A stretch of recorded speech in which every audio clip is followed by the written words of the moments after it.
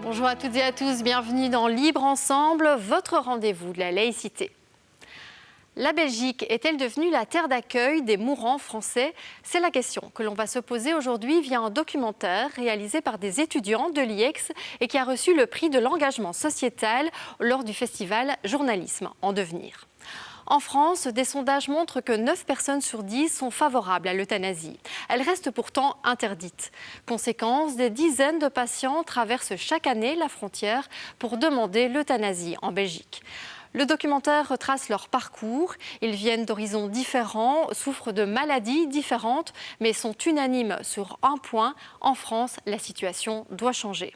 Un documentaire d'Aurélie Vanès, Charlotte Maréchal, Caroline Van P et Antoine Hick.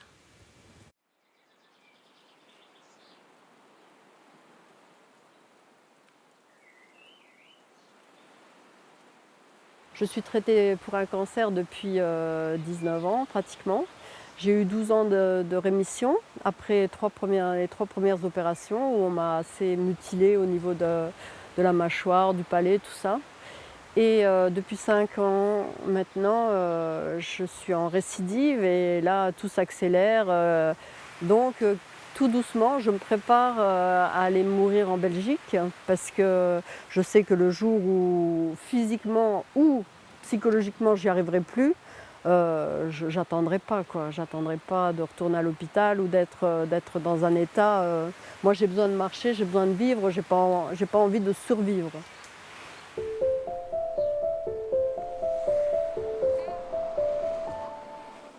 Comme Françoise, 9 Français sur 10 se disent aujourd'hui favorables à l'euthanasie. Pourtant, malgré plusieurs lois successives, elle est toujours interdite en France. Depuis 2002, l'euthanasie est dépénalisée en Belgique. De nombreux Français passent alors la frontière pour venir mourir chez nous. Depuis 8 ans, Claudette œuvre bénévolement pour aider ces personnes. Plusieurs fois par jour, de nombreux patients la contactent par téléphone. Claudette n'est pas médecin. Française, elle vit à la frontière des 2 pays. Elle est devenue le lien entre les patients français et le corps médical belge. Chantal a 75 ans. Sa maladie de Parkinson est à un stade avancé. Son état se dégrade. Avec sa fille, Florence, elle veut entamer les démarches. Elle rencontre Claudette pour la première fois. Je suis contente de vous voir en vrai, ma foi, puisque jusqu'à présent, on n'a pu se parler qu'au téléphone. Oui. Voilà, donc j'aide des personnes comme vous qui veulent ouvrir un dossier en Belgique pour pouvoir être aidées éventuellement si vous en avez besoin par la suite. Et puis, je suis contente que vous ayez accepté de venir pour parler un petit peu de tout ça aujourd'hui. Oui. Voilà, donc on va aller rencontrer 2 médecins aujourd'hui. Oui. Voilà, donc vous aurez un premier médecin qui va devenir votre médecin traitant en Belgique. Et ensuite, la loi belge oblige ce médecin à vous envoyer voir un deuxième médecin pour confirmation. Voilà, donc après, il y a le cheminement. Une fois que vous allez voir ces 2 médecins-là, puisque vous n'êtes pas en demande immédiate, vous aurez quand même l'esprit libéré de savoir qu'il y a cette possibilité-là le jour où vous le voudrez.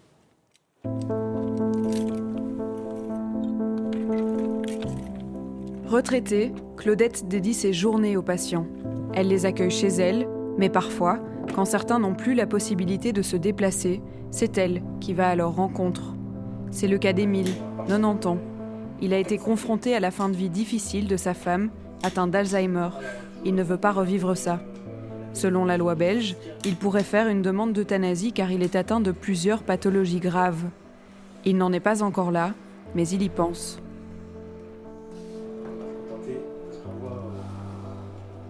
Dans les essais qui ont été enregistrés.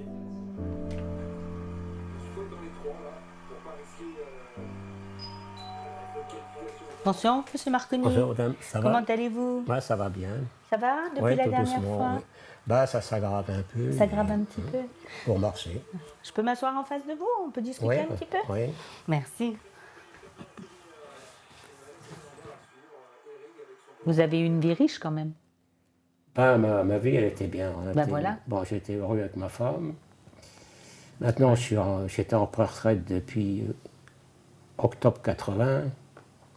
Si ça continue, le gouvernement va me rappeler pour travailler, parce que j'aurais pas assez cotisé.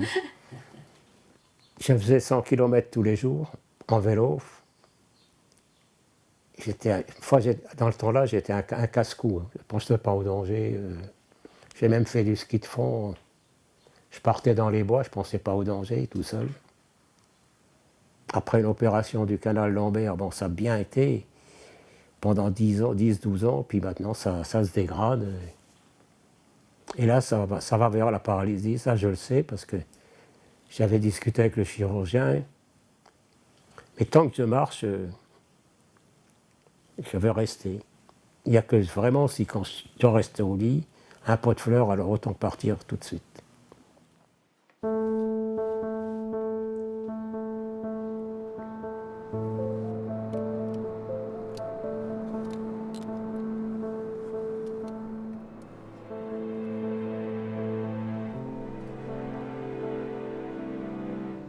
Françoise a 58 ans.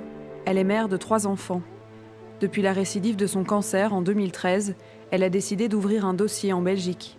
Une décision qui lui a donné la force de se battre, alors que les médecins ne lui donnaient plus que 3 ans à vivre. Sa situation reste tout de même difficile. Si j'étais en pleine santé, je serais heureuse. Mais là, déjà, dans l'état où je suis, j'ai eu mes enfants 8 jours et mes petits-enfants, et j'arrive pas à suivre, quoi. Je suis fatiguée, il faut que je me couche, je peux pas rester le soir longtemps dehors, je peux pas les accompagner partout où ils vont, je peux pas aller au soleil, je peux pas... Donc ça restreint déjà les possibilités. Mais si l'idéal pour moi, ça serait de vivre, je sais pas, jusqu'à 70 ans et de mourir droit dans mes bottes, quoi. Maintenant, je pense que si j'avais pas d'enfant, mourir maintenant, ça ne me dérangerait absolument pas. Je pense que la seule chose qui me fait mal, c'est de laisser mes enfants. On se sent, excusez l'émotion, on se sent coupable, quoi, parce qu'on a l'impression qu'on va les laisser, on va les abandonner, alors qu'on est personne n'est indispensable, mais on se dit que si on se laissait mourir comme tout le monde, ils ne pourraient pas nous reprocher ça. Alors que si on décide de partir, on a l'impression qu'on les lâche, quoi.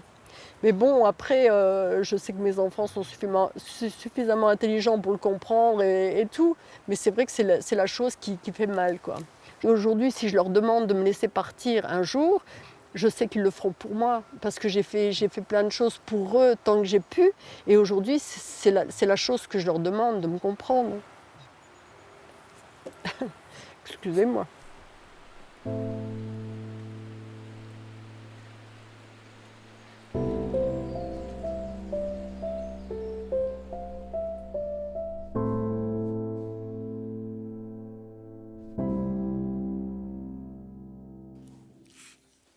Disons que j'ai peut-être la chance de ne pas être quelqu'un qui se laisse démonter trop vite. J'essaye de voir toujours le côté positif des choses.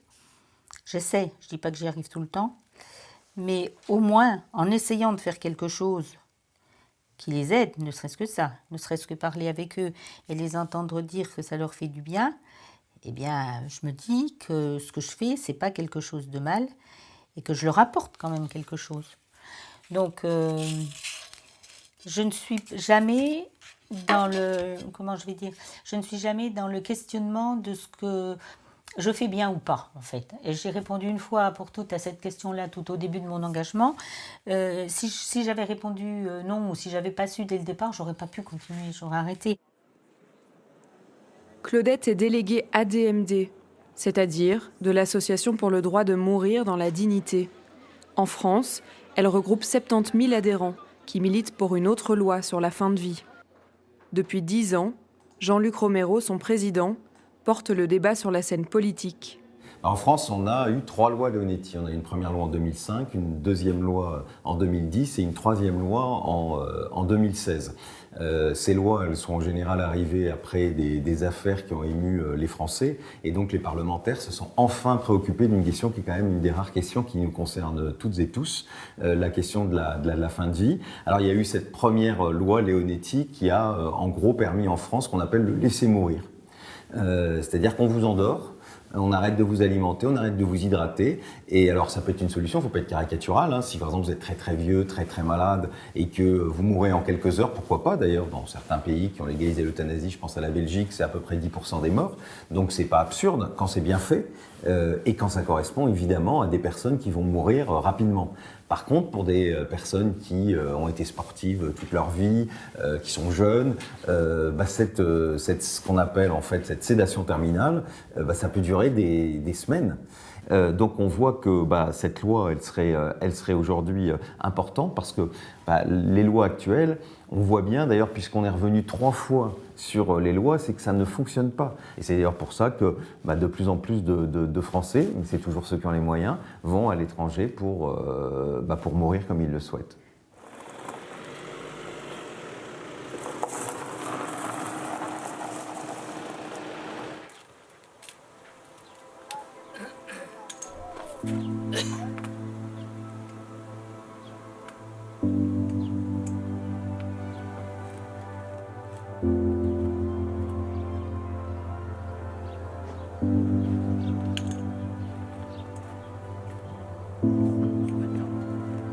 Depuis 14 ans, Florence accompagne Chantal dans la maladie. La décision a été difficile à accepter, mais sa mère est déterminée. Elles rencontrent ensemble le docteur Van de Velde pour une première consultation en Belgique. Si sa demande est recevable, le docteur deviendra son médecin traitant.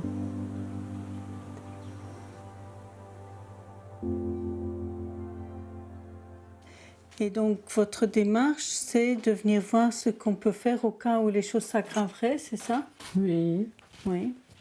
Vous pouvez un peu expliquer comment vous voyez les choses? C'est pour une euthanasie. Voilà. Eh bien, je veux savoir, je pense, pourquoi tu en arrives à dire ça. Parce que je souffre de trop.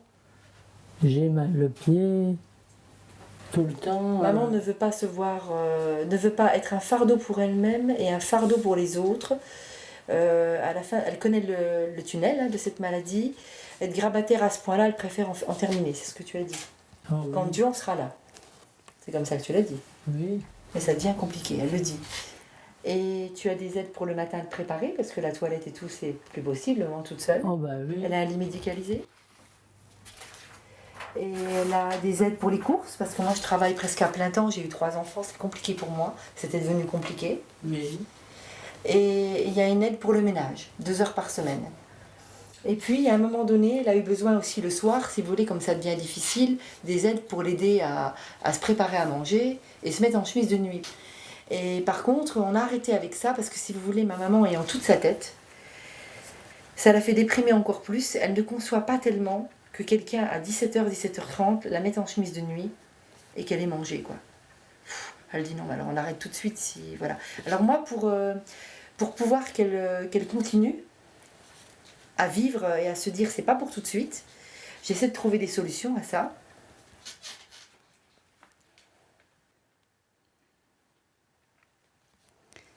Et pour l'instant, vous n'avez pas trouvé de solution pour le soir? Si, vous en avez trouvé une? Je vais y arriver. Pleure pas. Après, si je commence, moi j'en finis plus. Donc pour moi, par rapport à la loi belge, vous avez une maladie non guérissable, non améliorable, une situation avec des petites issues encore, mais à un moment donné, je vous rejoins, elle sera sans issue. Et puis quand vous êtes tout à fait consciente et capable de prendre une décision, et on ne demande pas l'avis de votre fils ni de votre fille, on demande juste le vôtre. Hein. Et puis à un moment donné, ce sera vous qui saurez quand la souffrance sera de trop. Ne pas attendre trop longtemps non plus. Il faut que vous puissiez dire clairement les choses et que je puisse avoir une conversation comme aujourd'hui avec vous. D'accord. Voilà, ça c'est la condition. Vous devez rester consciente et capable. Donc capable veut dire être en capacité de comprendre ce que veut dire une euthanasie et ce que veut dire mourir. Hein, ouais. C'est logique. Hein. On ne va pas faire ça dans votre dos. Hein. On attend que ce soit vous qui le demandiez. Oui. Pour ouvrir un dossier, Chantal doit formuler une demande écrite. C'est obligatoire pour entamer les démarches. Je demande l'euthanasie. Cette demande devra être répétée régulièrement pour entrer dans le cadre de la loi belge. Le docteur Van de Velde suivra Chantal tout au long de sa fin de vie.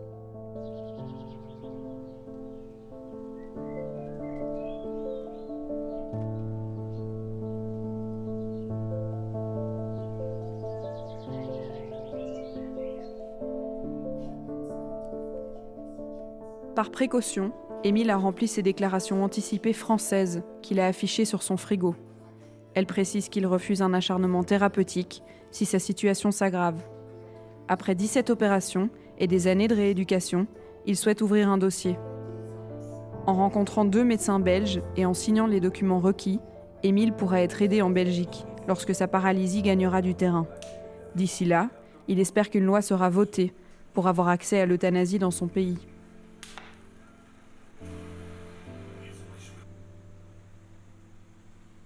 En Belgique, faute de moyens et d'infrastructures, les hôpitaux ne peuvent pas accueillir tous les malades étrangers. Mais à l'Institut Jules Bordet, les patients français sont encore reçus par le docteur Lossignol. Pour qu'un Français puisse accéder à la loi belge, en tout cas en bénéficier s'il le souhaite, il faut d'abord qu'il soit vu en Belgique, qu'il rencontre un médecin en Belgique et bien entendu que les conditions médico-légales soient requises, soient rencontrées, parce qu'on ne vient pas comme cela. Et à partir de ce moment-là, le médecin qui accueille le patient pourra le guider dans sa démarche. Mais il faut de toute façon, comme je l'ai déjà dit, un suivi médical. Il faut donc qu'il y ait un vrai dossier. Ce n'est pas un dossier fictif, ce n'est pas un dossier virtuel. On peut tenir compte du dossier français qui a de la valeur. Hein. Le diagnostic sera le même, on ne va pas refaire des examens inutilement. Mais le suivi médical est indispensable, comme pour n'importe quel patient d'ailleurs.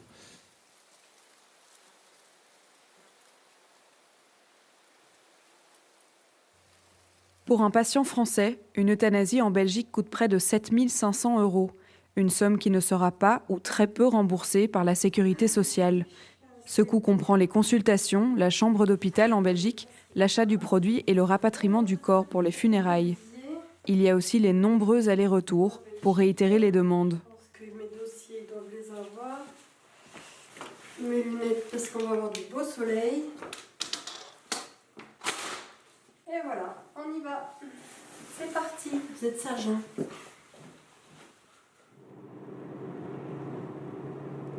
Françoise n'a pu réitérer ses demandes auprès des médecins belges depuis plusieurs mois. À l'approche d'une nouvelle opération lourde, elle souhaite mettre son dossier en ordre, au cas où sa situation s'aggrave. Comme quoi, c'est quand même vachement frustrant pour des gens comme moi. Enfin, encore que je me considère comme privilégiée, mais vous voyez, se lever à 6 h du matin, se préparer, partir, moi qui ai du mal à conduire et qui suis fatiguée, tout ça pour voir 2 médecins belges pour réitérer la demande et puis la demande d'euthanasie pour après.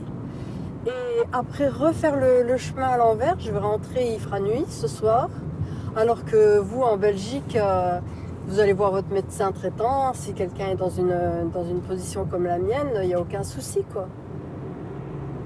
Depuis 2013, je fais que ça, mes demandes et réitérer mes demandes.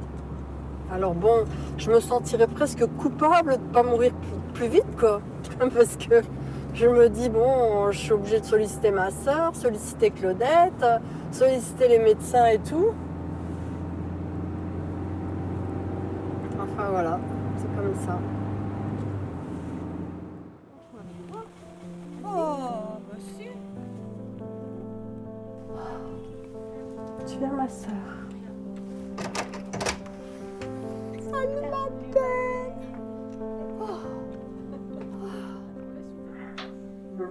T'as pas trop mal, là, ça va?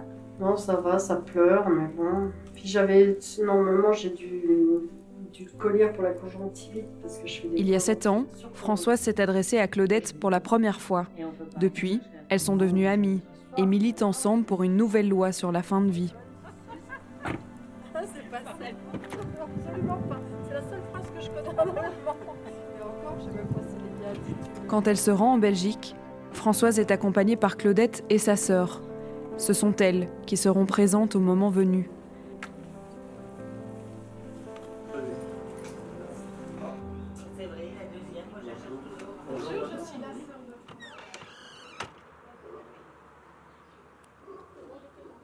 Le suivi de Claudette continue aussi après l'euthanasie. Elle reçoit souvent des nouvelles des familles qu'elle a accompagnées. Je vous remercie très sincèrement pour votre écoute, votre aide et je ne manquerai pas de vous tenir au courant. Merci à vous pour votre gentillesse. Disons que bon, ça, ce sont des mails que je reçois quand même régulièrement. J'ai souvent des retours des familles, pas toutes bien sûr, mais en général, les retours sont tous bons parce qu'ils ont accompagné un proche déjà. Comme c'est prévu à l'avance, en fait, la date est fixée, ils ont pu en parler avant.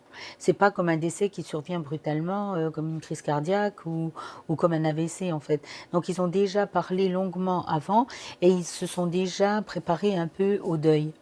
Et ce qui revient souvent après coup, c'est l'impression que les membres de la famille ont d'avoir un deuil qui est très apaisé et qui est facilité par le fait que le malade est mort sans souffrir vraiment, sans être passé par l'agonie, sans avoir cette phase que tout le monde redoute et dont personne ne veut en fait. L'annonce d'une euthanasie n'est pas toujours facile, mais toute la famille de Françoise soutient sa décision. Son fils et sa mère en parlent maintenant ouvertement avec elle. Ça ne changera rien à la fin. Mais c'est un soulagement pour moi aussi, quoi. De savoir que je saurais que ma maman, elle agonise pas dans un lit d'hôpital pendant des mois, des semaines, parce que ça peut durer très longtemps. Hein. Le fait que ma maman ne veut pas ça, je comprends très bien. Donc il n'y a aucun moi, j'ai aucun problème par rapport à ça, quoi. Mais c'est vrai qu'on on en a discuté souvent, longtemps et tout, donc comment dire, il respecte, il n'a pas de problème avec ça, mais il n'a pas de problème non plus parce qu'il sait que c'est mon choix. Pour une grand-mère une mère qui risque de perdre sa fille, même si je suis plus une gamine, quoi. Je pense que à ce niveau-là, c'est plus difficile. Encore que la mamie, elle est costaud. Alors, oui. Moi, je respecte déjà ce qu'elle veut parce que j'ai les mêmes idées. Ouais. Santé, mamie. Le dimanche. Santé. Quand on parle d'euthanasie ou de date où on veut mourir, on peut se dire, des fois les gens disent oui, mais par rapport à vos enfants, est-ce que vous allez leur dire au revoir et tout? Mais je pense que le au revoir, il est avant. C'est-à-dire que tous ces moments qu'on passe, c'est avant. Tous ces bons moments, quand je vois ma fille vient et tout, on va voir mamie, on va boire un café, parce qu'on se rend compte que tous ces moments-là sont précieux. Donc, je pense qu'on en profite avec beaucoup plus de conscience. Tu vas venir avec? Non, il faut que quelqu'un s'occupe des chiens. Je resterai là, vous irez tous les deux. Voyons.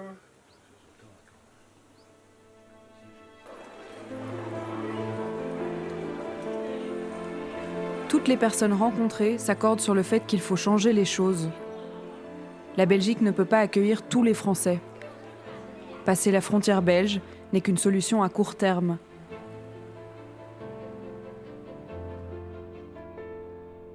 Moi, en ce qui me concerne, ma consultation du vendredi matin, la moitié, je dirais, sur une année, quasiment la moitié sont des citoyens français.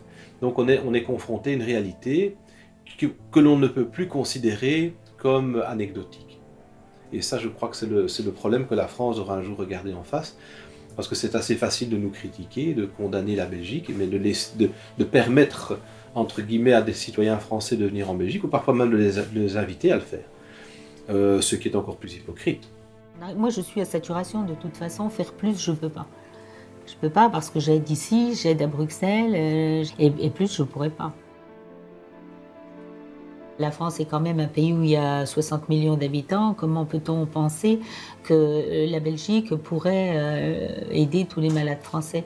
La France est souvent à la traîne. On parle beaucoup de pays de liberté, de pays des Lumières. On voit bien que ces dernières années, c'est plutôt les petites monarchies autour de chez nous qui sont plus brillantes en termes de liberté, de droits de l'homme que ne l'est la France. Donc évidemment, c'est assez incompréhensible. C'est une gifle pour le pays des droits de l'homme qui a notamment sur le fronton de ses écoles, de ses mairies, liberté, égalité, fraternité. On voit bien que l'ultime liberté, on ne l'a pas, que l'égalité, on ne l'a pas, parce que voilà, si vous êtes dans le bon milieu, vous pouvez bénéficier de ce que vous souhaitez. Et puis la fraternité non plus, parce qu'on laisse des gens mourir dans des souffrances qui ne sont pas acceptables dans notre pays. Là, il y a Claudette, il y a moi, il y a une ou deux personnes qui veulent bien témoigner, mais tous les gens qui meurent, tous les gens qui sont dans un état de faiblesse et de détresse ne sont pas capables de témoigner. Donc je me dis, le jour où je serai plus là, le jour où Claudette sera plus là, ça va repousser à combien? 5 ans, 10 ans, 15 ans? Et ça fait 40 ans qu'on se bat pour ça, donc je désespère pour mes enfants et mes petits-enfants. Je serais content que s'il la vote en France, comme ça, il n'y aura pas besoin de me déplacer.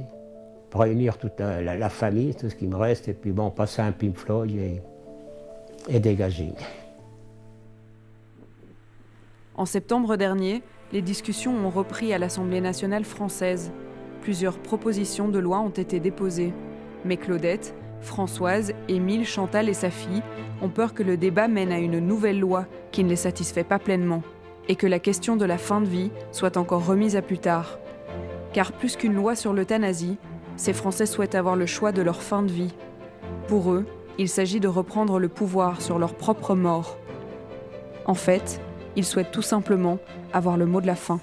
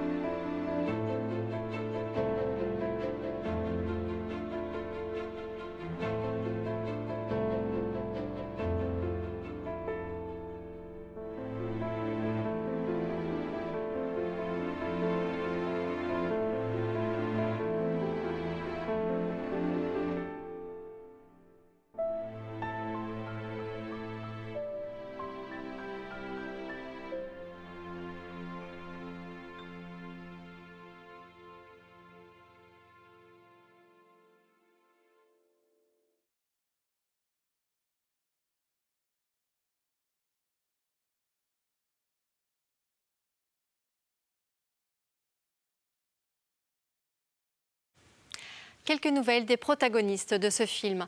L'état de Françoise s'est dégradé ces derniers mois. Elle espère toujours pouvoir mourir chez elle, entourée de sa famille. Mais si elle souffre trop, elle est bien décidée à venir en Belgique où les médecins sont toujours d'accord pour l'aider. Chantal et Émile, quant à eux, n'ont pas encore entamé toutes les démarches pour demander l'euthanasie en Belgique. Notons aussi qu'une proposition de loi est en discussion actuellement au Parlement fédéral. Si elle est votée, la déclaration anticipée d'euthanasie ne devra plus être renouvelée tous les 5 ans, comme c'est le cas actuellement. Si vous souhaitez avoir toutes des informations sur l'euthanasie, vous pouvez vous rendre sur le site de l'ADMD, l'Association pour le droit de mourir dans la dignité. Merci de nous avoir suivis et à très bientôt pour un nouveau rendez-vous de la laïcité.